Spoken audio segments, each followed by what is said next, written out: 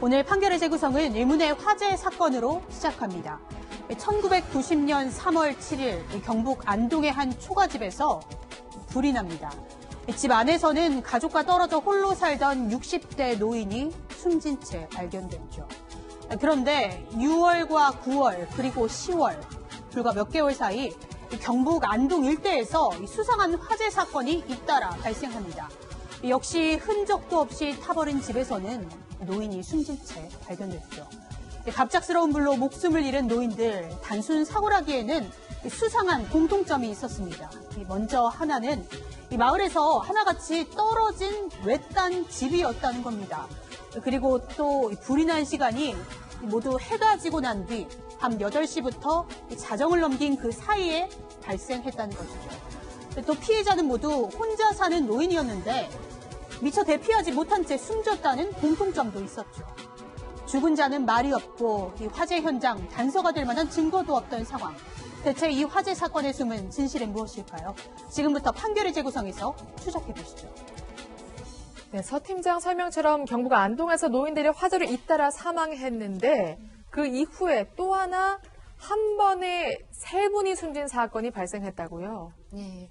그 안동에서 이제 노인들이 화재로 잇따라 사망하는 사고가 있어서 이상하다 싶었는데요. 네. 한 번에 3명이 숨진 사건이 이제 발견이 됐는데 사실 안동에서 그 백재수, 김수일 등 70대 할머니 3명이요. 모두 손발이 치마끈으로 묶인 채 등 뒤로 묶여 있으니까요. 좀 이상한 거죠. 그래 불에 타 숨져 있는 거를 이 마을 다른 주민이 발견해서 경찰에 신고를 했습니다. 근데 이 발견해서 신고한 사람이 하는 말이 그 전날 밤에 한 11시 넘어서 아주 늦은 시간에 TV를 보고 있었는데 폭발음과 함께 전기가 나갔대요. 정전이 돼서 너무 늦은 시간이었으니까 아마 신고를 안 하고 그대로 잠을 잤나 봐요. 근데 아침에 일어나도 계속 전기가 들어오지 않으니까 정전 신고를 하고 돌아오다 보니까 그 이웃집에 지붕이 내려앉고 전소된 채 연기가 오르고 있어서 신고를 했는데 거기에서 아까 말씀드린 것처럼 치마끈으로 등 뒤로 손발이 묶인 채 3명의 노인이 사망한 게 발견이 됐습니다. 네. 당시 경찰은 방화 가능성을 높게 봤다고요? 그렇습니다. 그 이제 방화 사건이 나니까 현장에 출동해가지고 감식을 하는데 노인분들이 손발이 묶여 있었어요. 거기 더욱이 박 씨와 김 씨는 동서가 아니고 백 씨는 이제 신고사인데 3분이 손이 묶여 있었고 또 그 현장에 LPG 가스가 있었어요. 아까 밤에 들렸다는 그 황소리가 LPG 가스가 터진 소리였는데 그리고 이제 보면 확인해 보면 원한 관계라든가 치정이라든가 강도를 보는데 원한 관계는 없을 것 같고 또 치정은 나이가 드신 분이니까 없을 것 같고 또 금품이 없어지는 거 봐서는 크게 무슨 강도 사건을 안 봤단 말이에요. 그렇기 때문에 개혁적인 방안은 왜냐하면 손발이 묶여 있으니까 당연히 개혁적인 방안 거죠. 네. 그런데 이제 그 중에 그 숨진 박 씨 옷이 속까지 바뀌어졌다는 거예요. 특이하게. 그러니까 경찰에서 볼 때는 그러면 혹시라도 변태 성욕자일 수도 있겠다라고 봤지만 또 하나는 요게 지금 동반 자살한 것도 아니야라고 2가지를 본 거예요. 그러니까 방화에서 살인 사건도 보고 아니면 2-3분이서 극단적 선택을 할 수도 있다고 보고 2갈래로 수사가 시작된 겁니다. 그렇군요. 그러던 와중에 한 가지 특이점이 발견이 되는데 숨진 할머니 중에 한 분이 금반지를 끼고 있었다고 해요. 그러면 강도는 아니겠네요. 네. 그렇습니다. 지금 이 사건은 전부 외딴 곳에서 더군다나 주로 연세가 많이 드신 할아버지, 할머니 이분들을 대상으로 해서 벌어진 범죄인데 무슨 재산을 노리고 했더라면은 여기에서 할 필요가 없겠죠. 그렇겠네요. 그렇죠? 네. 그리고 지금 특별히 이 연세 드신 분들하고 원한이 있을 것 같지도 않고 이거는 어떻게 보면은 좀 더 봐야 알겠습니다만은 이 피의자가 뭔가 우리 사회에 대한 극단적인 어떤 불만 이런 걸 이런 방식으로 좀 표출한 거 아닌가 그렇게 생각을 합니다. 그렇군요. 그러면 이전에 발생했던 화재 사건과 같이 살펴보면 죽은 사람만 5명이고 외딴 곳에서 발생을 했잖아요. 동일인이 가능성이 크겠네요. 네, 맞습니다. 경찰 입장에서도 좀 뭔가 수상한 화재 사건이 잇따라 발생했고 한 6명의 숨진 사망인이 있었기 때문에 혹시 이게 한 사람의 범행이 아닐까 수사를 했는데 이 범행 사이사이 역시나 공통점이 있었습니다. 앞서 말씀드린 것처럼 역시나 혼자 사는 노인을 노린 것처럼 외딴 집에 사는 노인들이 범행 대상이었고요. 범행 시각도 인적이 드문 사실 시골 마을은 어두운 밤이 되면 굉장히 깜깜해지지 않습니까? 그래서 한 8시에서 자정까지 굉장히 어두운 시간에 그리고 집 주인이 잠자리에 든 이후에 범행이 발생했고요. 그렇군요. 또 역시 네. 이 불이 날 당시에는 이 사람들이 주변에 아무도 없었다는 점, 이런 점들이 모두 공통점으로 발견될 수 있었습니다. 그런데 3명의 할머니가 숨진 지 보름 후에 또 이상한 사건, 아주 비슷한 사건이 발생한다고요. 네, 새 할머니 소사 사건이라고 언론에는 보도됐다고 하는데요.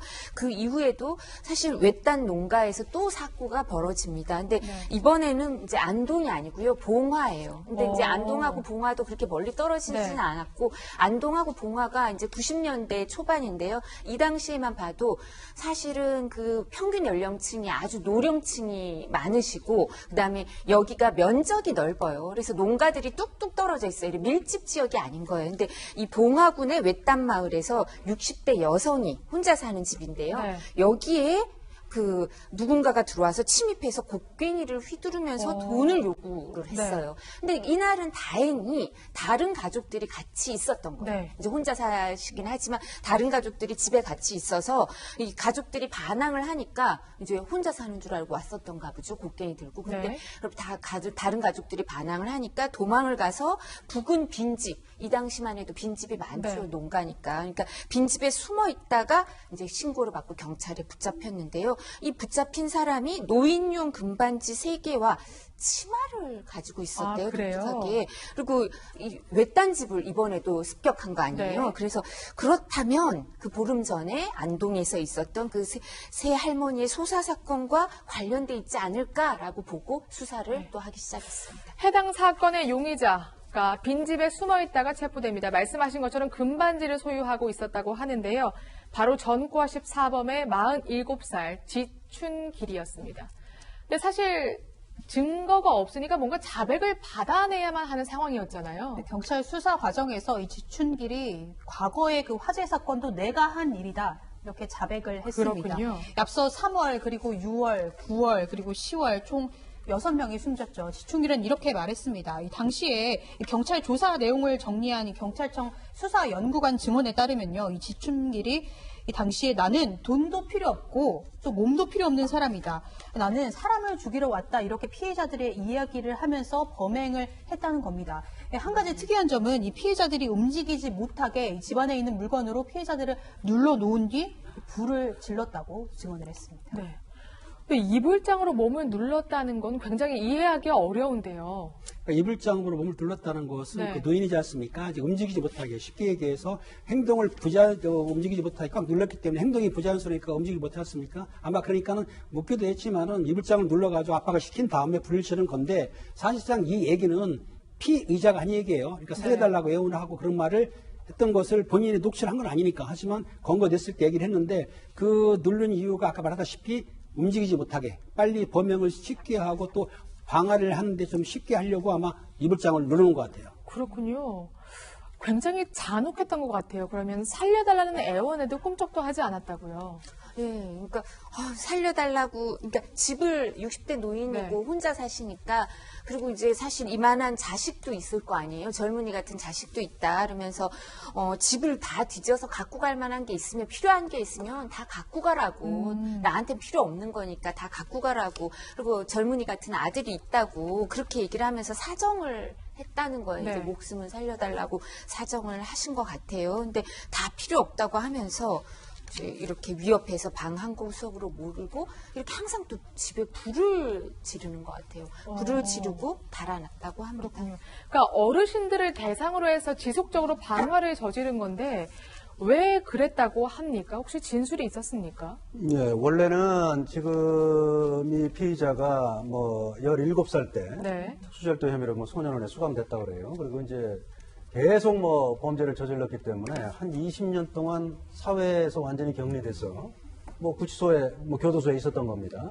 그러다가 이제 20년 후에 사회를 나왔는데 뭐 본인이 갈 데가 아무 데도 없는 거죠. 사회에서는 뭐 냉대, 뭐 그다음에 뭐 무관심 뭐 이런 거로 일관했기 때문에 지금 뭐 20년 교도소 생활하고 나와 보니까 뭐 도저히 할 건 없는 상황에서 이런 잘못된, 이건 사회가 잘못된 거다. 네. 그래서 이제 사회로 자신의 분노를 표출한 걸로 보입니다. 그래서 네. 처음에는 뭐 유명 인사들을 좀 사례를 해서 네. 사회적인 좀 관심을 받아가지고 이게 언론에 좀 보도되도록 뭐 이렇게 하려고 했다. 그런데 그래서 이제 같이 유명 인사들에 대한 범행을 하려고 하다 보니까 공범들이 좀 있어야 되는데 같이 할 사람을 못 찾았다는 거예요. 네. 그러다 보니까 결국은 사회적 약자에 대해서 자신의 분노를 좀 엉뚱하게 정말 뭐 표출한 뭐 이런 사건으로 보입니다. 그렇군요.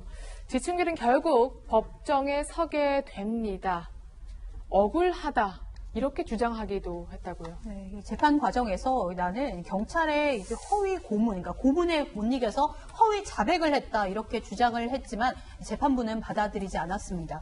재판부는 이 피고인이 1차 그 재판 1심부터 범행을 부인했지만 진술의 일관성이 없고 또 증언들을 종합해 보면 이 범인이 맞다 이렇게 판결을 했는데요. 결국 대법원에서 사형이 확정됐습니다. 그렇군요. 알겠습니다.